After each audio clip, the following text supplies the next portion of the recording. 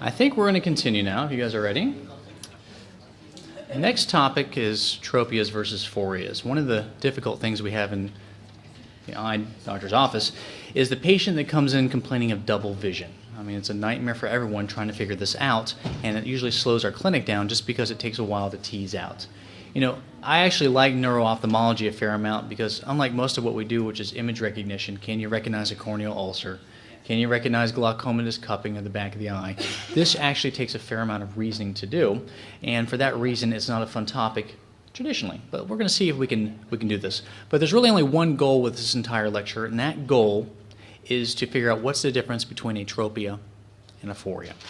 Now this looks like a complicated definition, but this is the best one I can come up with, and this is what is written in your notes. But the idea is that a tropia is a misalignment between the eyes. It's always there. It may be obvious, it may not be obvious, but a phoria is something quite a bit more subtle. So for example, if you have two patients, one of them comes in and says, you know what, I woke up this morning and I've got double vision. Look at my eye, and you look at their eye and the right eye is turned in towards the nose. This is a large tropia. It's always there. It's very big. Compare this to another patient who comes in and says, you know what, I get tired in the evening for the past few months. I start to see double when I'm looking at the television screen, and their eye looks normal. This could be a tropia, but it could be a phoria. And so let's explain the difference by actually looking at some cases. Now, once again, I could have animated this entire lecture like I've done for some of my neurology lectures. However, it's very time-consuming, and I wanted to show a whole bunch of examples, and it would take me a month or so. And so what I did was very similar to the last lecture.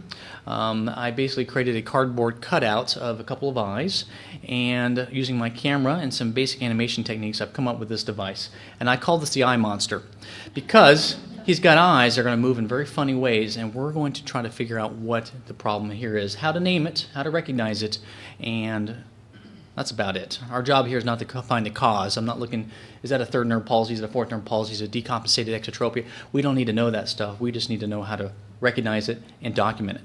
So we're going to begin with some easy stuff, the basic tropias at primary.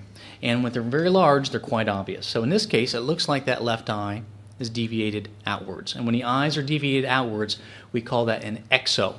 This is an exotropia. Not too hard. In this case, the right eye seems to be pointing towards the nose. This is an ESO. When the eyes are turned inwards, it's an esotropia. A pretty big one is quite obvious.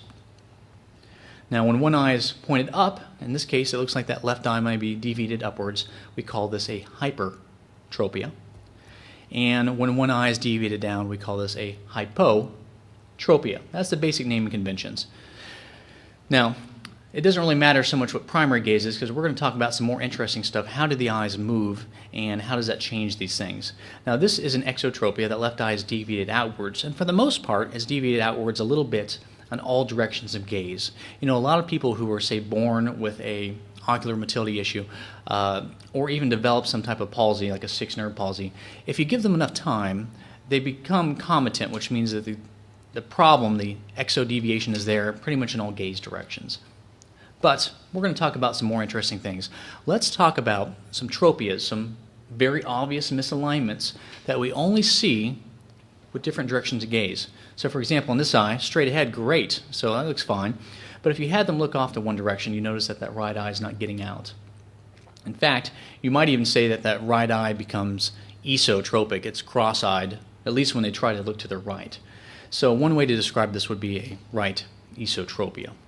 But we'll come back to that, because what we need to talk about if we're going to talk about eye movement disorders is the cardinal directions.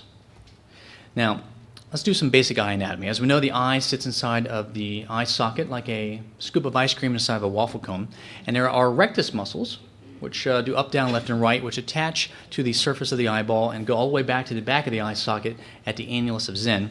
And these rectus muscles, at a very simplistic level, affect the eye direction in this way, up, down, left, and right.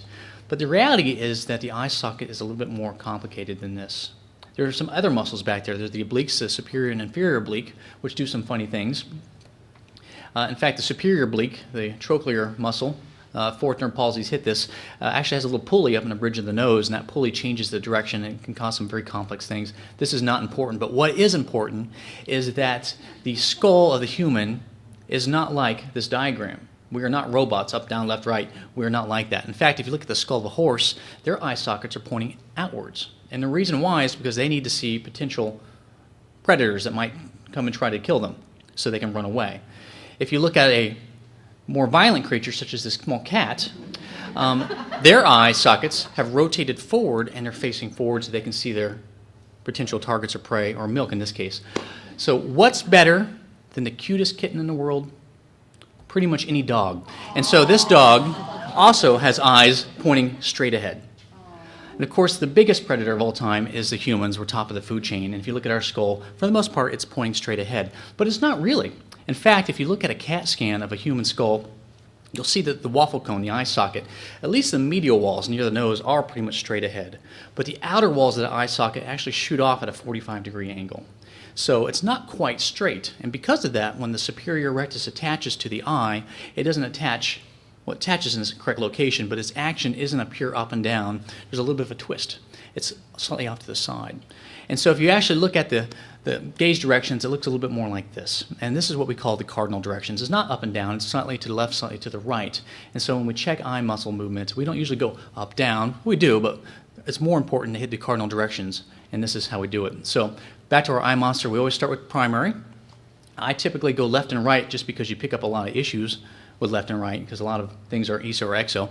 And then I make a box, a square. So I start up on top, crossover, ignoring the straight up for the most part, and I complete my box, and we're back to primary. And so this is how we do the basic cardinal directions. And how would you chart that? Well, you could have, like we already described, said that was a right esotropia. They go cross-eyed when you try to look to the right gaze. Another way to chart this is actually write out the cardinal directions like a cross with a line through the middle and put a percentage where 100% is normal, 0 is no movement, and this is one way that I document basic large angle issues like this. Another way you may see, depending on your doctor, is they may write it like the big H, because the H's are technically left, right, and then the four corners of that box. And with this scale, 0 is normal, -4 is no movement, and when it's a plus number, it's an overaction. But we'll see some examples of that. But let's look at another eye. Straight ahead, primary, everything looks good. Let's do our cardinal directions. Look up to the right. Whoa, that left eye didn't get out there, did it? Okay, everything's okay in this direction, but let's look over here again. Once again, it's not getting out there. We'll do our box, hit all of our cardinal directions, and it looks like that left eye can't quite get towards the nose. The eyes are a little wall-eyed. We'd call it an exotropia, right? That's apparent with right gaze when they try to look to the right. It's really the only time we see it.